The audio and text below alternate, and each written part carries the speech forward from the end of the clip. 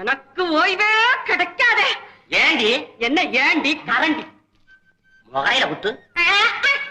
உங்க தம்பிக்கு கல்யாணத்தை பண்ணி வச்சாலும் வச்சுங்க, அந்த மனுஷன் தம் பொண்டாட்டிய தரையில நடக்க விட மாட்டேங்கிறாரு.